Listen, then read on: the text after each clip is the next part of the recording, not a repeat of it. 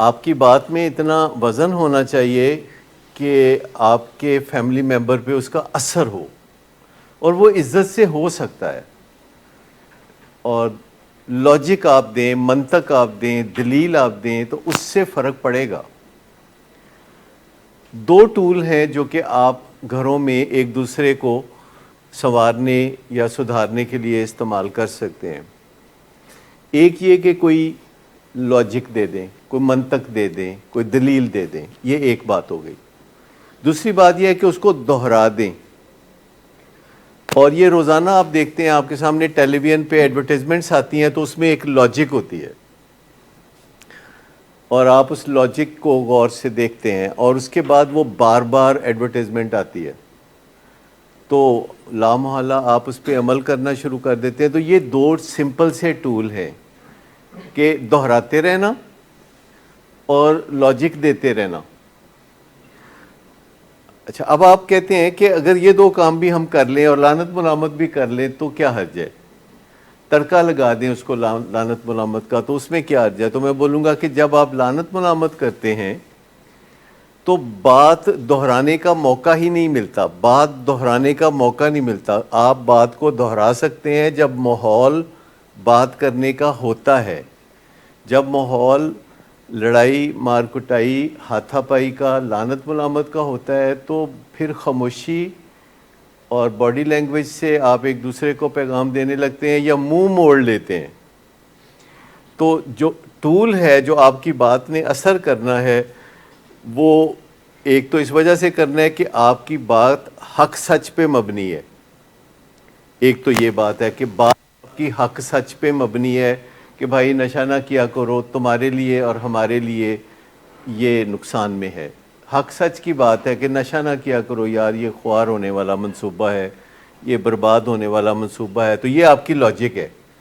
لیکن پھر اس کو کہیں ایسے کہ پھر کہہ سکیں، صبح دوپہر شام کہہ سکیں، کیونکہ جب آپ ماحول رکھیں گے بات چیت کا، ماحول رکھیں گے ڈائلاگ کا، تو آپ یہ بات بار بار کہہ سکیں گے، تو اس کے بعد آپ سمجھ لیں کہ اثر لازمی ہوگا۔ جب آپ کوئی نان الکوہلک بیئر پیتے ہیں تو اس کے اندر الکوہل کی جو ڈیفیشنسی ہے، جو الکوہل کا نہ ہونا ہے، وہ آپ کو بہت کھلتا ہے، وہ آپ کو بہت تکلیف دیتا ہے، لیکن آپ اور بہت ساری چیزیں ایسی ہیں جن کو آپ انجوائے کر سکتے ہیں۔ لسی ان میں سے ایک ہے، اور اس کے علاوہ آپ کوئی بھی کھانے پینے والی چیز، کوئی مٹن کڑھائی، کوئی چکن کڑھائی، یہ چیزیں آپ لے سکتے ہیں۔ آئس کریم آپ کھا سکتے ہیں، اور ملک شیک پی سکتے ہیں آپ۔ اب بے شمار چیزیں ہیں جو کہ آپ استعمال کر سکتے ہیں۔ پھل آپ کھا سکتے ہیں، اللہ کی بڑی نعمتیں ہیں، گاجر کا حلوہ، کوئی گلاب جامن، کوئی رس ملائی، کوئی اس قسم کی چیزیں آپ کر سکتے ہیں۔ بے شمار چیزیں ہیں جن کے اندر مزے کا ایلیمنٹ ہے۔ پہلی بات جو کہی تھی وہ یہ کہی تھی کہ فالو اپ ٹریٹمنٹ کے بغیر چارہ نہیں، اسٹرکچر سے جڑے رہنے کے بغیر چارہ نہیں۔ اب آپ اس بات کو کہہ سکتے ہیں تے کوئی چنگی گل نہیں، تو ہم مان لیں گے کہ اس سے اچھا علاج ابھی دنیا میں کہیں موجود نہیں ہے، ٹھیک؟ کیونکہ دنیا میں ازل سے جو ہے علاج بہتر ہو رہے ہیں، ایک دن علاج اتنا اچھا ہو جائے گا جتنا کہ اچھا آپ چاہتے ہیں۔ لیکن 50 سال پہلے، فقط 50 سال پہلے دل کی بیماری کا علاج کوئی خاص موجود نہیں تھا، اور جو کارڈیالوجسٹ تھے یا دل کے اسپیشلسٹ تھے ان کی کوئی خاص عزت نہیں تھی۔ لیکن پھر 70 کی دہائی کے آخر میں بائی پاس آپریشن ہونے لگے، لوگوں کی زندگیاں بچنے لگیں، اس کے بعد دل کا بہت اچھا علاج سامنے آنے لگا، پھر سٹینٹ پڑنے لگے۔ تو اب تو آپ نے بہت کم سنا ہوگا کہ آپ کے رشتہ داروں میں فلاں بندہ کوئی دل کی بیماری سے فوت ہو گیا۔ اب تو لوگ دل کا دورہ پڑتا ہے، ہسپتال جاتے ہیں، وہاں سٹینٹ پڑتے ہیں، اگلے دن اپنے جاب پہ گئے ہوتے ہیں۔ تو اتنا اچھا علاج یعنی ہو گیا ہے، وہ بھی لوگ پسند نہیں کرتے۔ لوگ کہتے ہیں اچھا میں نے کچھ بھی نہیں سی گا، ایویں ڈاکٹر صاحب نے سٹینٹ پا دیتا ہے۔ لوگوں کا ڈسبلیف جو ہے یہ علاج میں بہت رکاوٹ پیدا کرتا ہے، دو وجہ سے۔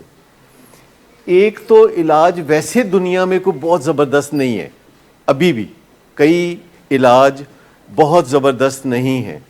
کینسر ہے یا ڈائبٹیز ہے یا دل کی بیماری ہے یا نشے کی بیماری ہے یا شکیزوفرینیا ہے یا بائی پولر ڈس آرڈر ہے، ان بیماریوں کے کوئی بہت سپر ڈپر بہت ہی اچھے علاج میسر نہیں ہے.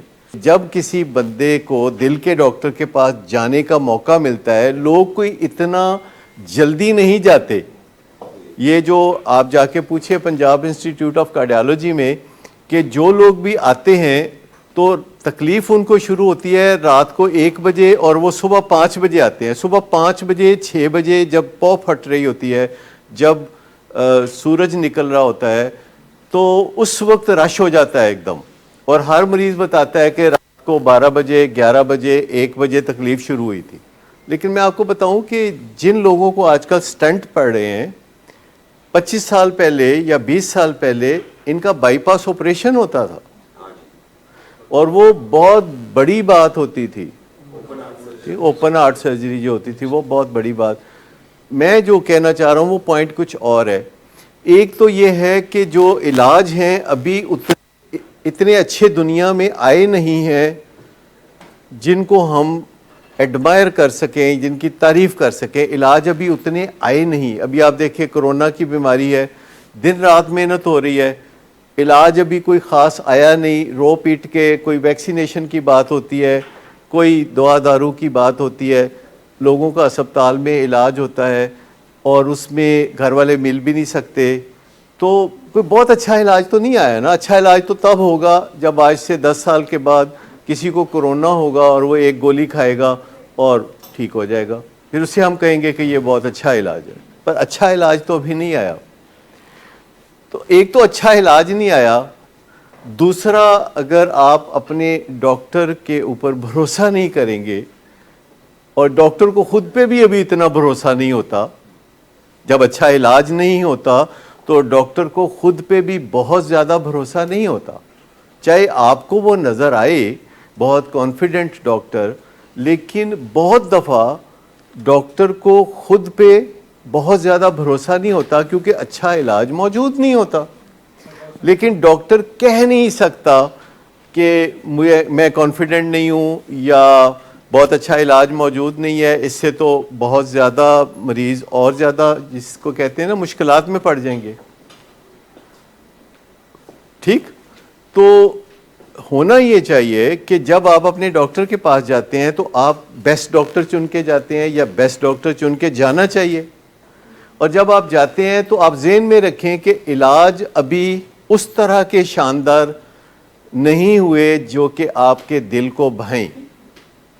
کینسر کا علاج ہوتا ہے اور جو خواتین پہلے کینسر کی وجہ سے 4-6 مہینے میں دنیا سے چلی جاتی تھی, اب وہ 20 سال بہت بہترین زندگی گزار کے دنیا سے جاتی ہے. لیکن جب علاج ہو رہا ہوتا ہے تو بڑی تکلیف ہوتی ہے, بڑے بڑے آپریشن ہو رہے ہوتے ہیں, جسم کو کاٹا جا رہا ہوتا ہے, کیمو تھراپی ہو رہی ہوتی ہے, ریڈیشن تھراپی ہو رہی ہوتی ہے. تو یہ ساری چیزیں جو ہو رہی ہوتی ہیں تو اس کے نتیجے میں پھر ایک 20 سال کی زندگی ملتی ہے. لیکن اسے بہت اچھا علاج تو نہیں کہیں گے. بہت اچھا علاج تو یہ ہوگا کہ کوئی عورت جائے اور کہے کہ مجھے کینسر ہے, بریسٹ کینسر ہے, اور ڈاکٹر اس کو بولے کہ یہ صبح شام گولی 1 ہفتہ کھا لو, اس کے بعد آ کے ٹیسٹ کرا لو, اور ٹیسٹ ہو تو وہ ٹھیک ہو جائے. تو میں آپ کو بتاؤں کہ اچھا علاج تو ابھی کسی بھی بیماری کا اس معنوں میں نہیں آیا کہ آپ کو اور مجھے پسند آ جائے. اس میں کافی دقتیں ہوتی ہیں. جی, ایوولوشنری پروسیس جاری ہے نا. تو جب ایوولوشنری پروسیس جاری ہے اور آپ کا ڈاکٹر پہلے ہی بہت کانفیڈنٹ نہیں ہے اور اس کے پاس کوئی بہت زبردست علاج نہیں ہے, تو اگر آپ اس سے اچھی کارکردگی چاہتے ہیں تو اس کی حوصلہ افزائی تو کچھ کرنی ہوگی نا. وقت گزرنے کے ساتھ ساتھ اور اچھے علاج آ رہے ہوتے ہیں. لیکن میں آپ کو بتا رہا ہوں کہ جو علاج اب نشے کی بیماری کا میسر ہے, یہ میرے دیکھتے دیکھتے 44 ایئرز پہلے نہیں تھا. 44 ایئرز پہلے اتنے اچھے علاج موجود نہیں تھے, اور اتنی اچھی کاؤنسلنگ موجود نہیں تھی, اتنی اچھی میڈیسنز موجود نہیں تھیں, اور جتنی اچھی کہ اب موجود ہیں. آنے والے وقتوں میں اور اچھا علاج آئے گا, اور جو لوگ اپنے آپ کو بچا کے رکھیں گے وہ اس اچھے علاج سے فائدہ اٹھائیں گے. 2 ہی بنیادی چیزیں ہیں جو کہ آپ نے اس علاج میں اپنانی ہوتی ہے. یہ ایک یونیک قسم کا علاج ہے, بڑا یونیک قسم کا علاج ہے کہ ایک تو آپ نے کریونگ سے نجات پانی ہوتی ہے کہ آپ کو نشے کی کریونگ نہ ہو. کریونگ خراب کرتی ہے. آپ نے دیکھا کئی لوگوں کو کھانے کی پینے کی کریونگ ہوتی ہے, کئی لوگوں کو کام کی کریونگ ہوتی ہے, کئی لوگوں کو جوئے کی کریونگ ہوتی ہے, تو کئی لوگوں کو لوگوں کی خدمت کرنے کی کریونگ ہوتی ہے جسے سوشل ورک کی کریونگ کہا جاتا ہے. وہ بٹھائے ان کا دل کرتا ہے کہ کسی کو جا کے سوشل ورک کریں. تو بے شمار قسم کی کریونگز دنیا میں پائی جاتی ہیں. تو ایک تو نشے کی بیماری میں جو کریونگ ہے کہ بیٹھے بٹھائے آپ کو کریونگ ہونے لگتی ہے کہ میں کوئی نشہ کر لوں. ایک تو آپ نے اس سے نجات پانی ہے جس کے لیے بہت ہی آسان راستہ ہے. جو 12 سٹیپ پروگرام ہے, جو 12 قدموں کا پروگرام ہے, اس کے اندر ایک ہڈن فارمولا ہے جو ابھی تک کوئی ڈی مسٹیفائی نہیں کر سکا, کوئی ڈسکور نہیں کر سکا, کہ جب کوئی 12 سٹیپ پروگرام کو ڈیپلی اسٹڈی کرنے لگتا ہے تو اس کی کریونگ ختم ہو جاتی ہے اور وہ کول ہو جاتا ہے. جو اصل میں آپ کو پسند ہے کول ہونا, یہ لفظ آپ آج دیکھتے ہیں کہ ینگسٹرز بہت یوز کرتے ہیں کہ وہ کول ہو رہے ہیں یا انہیں کول ہونا ہے, تو یا وہ زون میں جانا چاہتے ہیں. تو اس کے لیے تو 12 سٹیپ پروگرام ہے جو کہ کریونگ کو ختم کرتا ہے. لیکن جو دوسری چیز چاہیے وہ یہ ہے کہ نشے کی بیماری میں جو آپ نے کریکٹر ڈیفیکٹس جمع کر لیے, جو کیچڑ آپ پہ اچھلا, جو بدنامی ہوئی, سے کیسے نجات پائیں. یہ جو نشے کی بیماری ہے یہ کافی کچھ چینج کر دیتی ہے. اس میں بندہ جھوٹ بولنے لگتا ہے, اس میں بندہ غصے میں آنے لگتا ہے, یہ ہیں کریکٹر ڈیفیکٹس. اس میں بندہ سیلفش ہو جاتا ہے, دوسرے کی پرواہ نہیں کرتا, یہ ہوتا ہے کریکٹر ڈیفیکٹ. کریکٹر ڈیفیکٹ اتنی بات ہے کہ نہ جینا اچھے طریقے سے, نہ دوسرے کو جینے دینا ہے.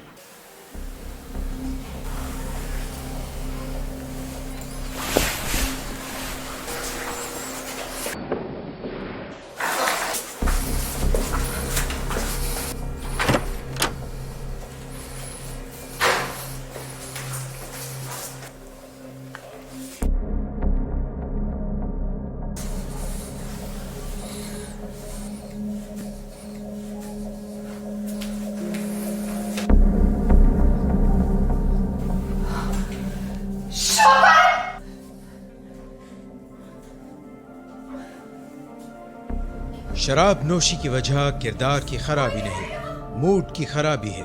شراب نوشی کبھی بھی نشے کی بیماری میں بدل سکتی ہے. نشے کی بیماری ہر سٹیج پر قابل علاج ہے. مدد حاصل کیجیے کیونکہ وہ ایسا نہیں کرے گا. ولنگ ویز سے مدد حاصل کیجیے, کہیں سے بھی مدد حاصل کیجیے, لیکن فوری مدد حاصل کیجیے. جس معجزے کے انتظار میں آپ نے بہت دیر کر دی اب وہ دستک دے رہا ہے. مدد حاصل کیجیے, مدد حاصل کیجیے, مدد حاصل کیجیے.